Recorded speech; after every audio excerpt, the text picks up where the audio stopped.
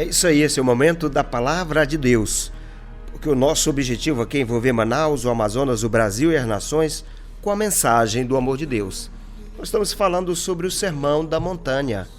Hoje eu quero falar sobre discípulo como luz do mundo. Ontem eu falei discípulos, o sal da terra. E hoje eu quero falar sobre discípulo, luz do mundo. Está em Mateus, capítulo 5, versículo 14, que diz: Vós sois a luz do mundo. Não se pode esconder a cidade edificada sobre o monte, nem se acende uma candeia para colocá-la debaixo do alqueire, mas no velador, e alumia todos os que se encontram na casa. Assim brilhe também a vossa luz diante dos homens, para que vejam as vossas boas obras e glorifiquem a vosso Pai, que está nos céus. É isso aí, queridos ouvintes. Discípulo como luz do mundo. O discípulo é aquele que está envolvido com o projeto do seu mestre. O discípulo é aquele que se envolve na obra de Deus, se envolve com a vida das pessoas. Ele não fica apenas numa posição de conforto. Ele busca algo a mais, ele quer ser liderado, ele quer liderar, ele está envolvido na missão, na visão do seu líder. Então o discípulo é aquele que forma discípulos. Ele é chamado para reproduzir. Ele é chamado então para levar o evangelho, levar a palavra de Deus para brilhar como luz nesse mundo. Jesus tinha uma paixão, meus queridos, uma visão e uma missão aqui nesta terra. Então ele viu que ele precisava de um grupo de homens, de pessoas. Ele precisava reproduzir o seu caráter em pessoas, para que essas pessoas reproduzissem esse mesmo caráter em outras pessoas. Então, o que ele fez? Ele foi em busca de discípulos.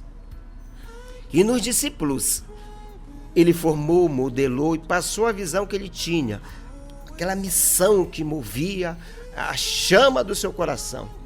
Então, Jesus precisava de discípulos para mudar a realidade do mundo e cumprir a sua missão. E hoje ele ainda precisa de discípulos para mudar a realidade do mundo e cumprir a sua missão. Então, aqui no Sermão do Monte, a sua mensagem é direcionada para os discípulos. Embora tivesse uma multidão ouvindo Jesus, mas a sua mensagem, o seu ensino, era direcionado para os discípulos. E aqui no versículo 14 ele diz: Vós sois a luz do mundo. Para que serve a luz? O que deve ser iluminado? Ora, a luz serve para iluminar, e o que deve ser iluminado é o ambiente escuro, porque a luz só tem efeito se levado para dentro das trevas. Quanto mais brilha, mais ela chama a atenção. E o que são as trevas? As trevas são a ausência de luz. E Deus é luz, e a ausência dele, tudo se torna em trevas. Vou repetir para ficar gravado no seu coração. Trevas é a ausência de luz. Deus é luz, e a ausência de Deus, tudo se torna em trevas, se Deus não estiver presente. Se Deus estiver ausente da vida da pessoa, a vida da pessoa está em trevas. Se Deus estiver ausente do mundo, o mundo está em trevas. Portanto, o cristão é luz do mundo, porque o mundo está em trevas. E se nós somos a luz do mundo, não podemos apagar, ou então o mundo vai mergulhar numa escuridão profunda. Aí já viu, né? Vai ser um caos. Jesus diz: não se pode esconder uma cidade situada sobre o monte, nem se acende uma lâmpada e se coloca debaixo do alqueire, mas na luminária. Meus amados, as cidades antigas eram construídas com calcário branco, com o objetivo de reluzir com a luz do sol. Então, quando a luz do sol refletia sobre as paredes, elas refletiam então a luz, dava claridade no ambiente. E as lâmpadas eram mantidas acesas durante toda a noite, colocadas em lugares altos, nas luminárias. E eles usavam um abajur, que era feito de tronco de madeira rusticamente trabalhado. Mas quando eles saíam de casa, por razões de segurança, esse abajur era colocado com a lâmpada acesa, porque naquela época não havia ainda o fósforo. Então eles tinham uma grande dificuldade de criar o fogo, de acender o fogo. Então eles não podiam apagar o fogo ficava aceso permanentemente. Então eles colocavam esse abajur com fogo aceso debaixo de uma vasilha de barro, chamado de alqueire. Então, deste modo, se assegurava que não produziria um incêndio durante a ausência dos donos da casa. Então, essas duas imagens nos lembram de que a luz não deve ficar escondida. Aí Jesus diz: brilhe do mesmo modo a vossa luz diante dos homens. Para quê? Qual o objetivo? Para que, vendo as vossas boas obras, eles glorifiquem o vosso Pai que está nos céus. Então Cristo deixa clara a sua analogia. Ou seja, os atos justos dos cidadãos são as luzes que fazem o reino visível a todos. Assim brilha a vossa luz diante dos homens, para que vejam as suas boas obras e glorifiquem a vosso Pai que está nos céus. Então essa luz, meus amados, não pode estar apenas por aparências. Repare bem no que Jesus disse: assim brilhe a vossa luz diante dos homens. Ora, uma luz por si só já brilha. Por que ele ordenaria ainda que brilhasse diante dos homens? Para que vejam as vossas boas obras e glorifiquem a vosso Pai que está no céu. É para que os homens vejam suas boas obras, as nossas boas obras. Quais são as nossas boas obras? Frutos do arrependimento, justiça, amor, verdade, paz.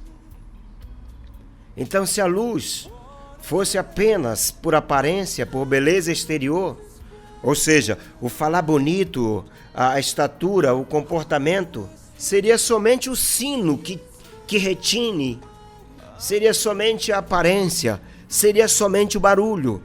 Mas Jesus está falando de coisas eternas, de qualidades eternas, sobre justiça, sobre verdade, sobre o amor. Vós sois a luz do mundo. Por que então a luz? Porque Deus é luz. Ele é o Pai das luzes. Jesus é a luz do mundo. Por que a luz? Porque o mundo está em trevas.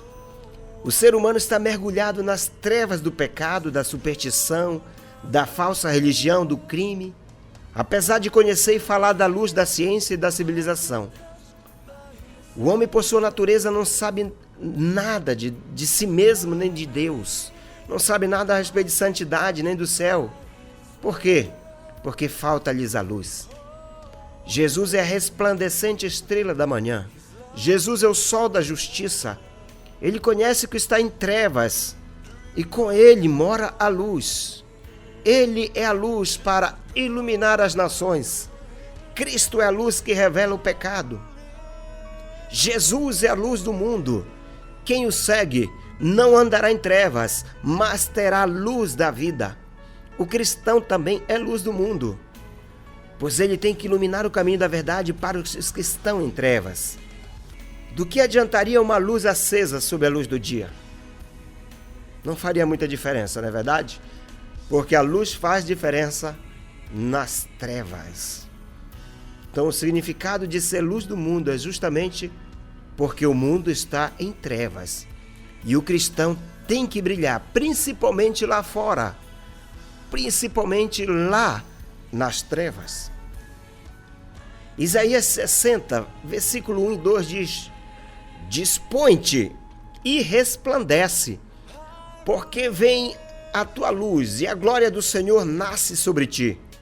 Porque eis que as trevas cobrem a terra e a escuridão os povos.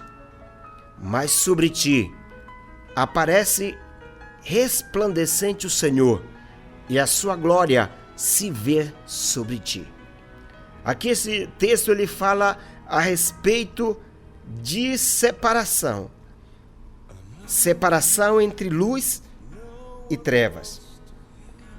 Lemos já no início, lá no Gênesis, que Deus fez separação entre luz e trevas. Deus não eliminou as trevas, Ele as separou da luz. Portanto, devemos lembrar que não há nenhuma possibilidade de luz e trevas estarem juntas, uma vez que Deus as separou. O texto diz, meus queridos, eis que as trevas cobrem a terra. Aí prossegue. E a escuridão, os povos. Significa que os povos do mundo vivem em trevas. Essa é a realidade do nosso mundo. E nós, como luz do mundo, devemos iluminá-lo com a luz de Cristo. Nós não podemos nos misturar porque não há essa possibilidade. Luz é luz. Trevas é trevas.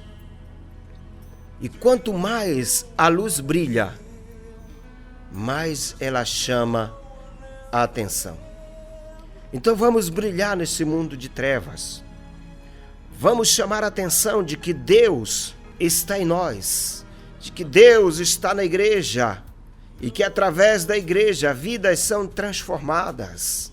Vamos orar para que as pessoas que estejam nas trevas venham para a luz, para que tudo aquilo que está escondido, para que tudo aquilo que está oculto saia da escuridão, saia das trevas e venha para a luz. Vós sois a luz do mundo, nós não podemos nos esconder, nós temos que brilhar, porque a luz de Deus, a luz de Jesus está em nós. E por onde nós formos, nós temos que brilhar, nós temos que fazer a diferença. Dispõe-te, resplandece, porque vem a tua luz e a glória do Senhor nasce sobre ti.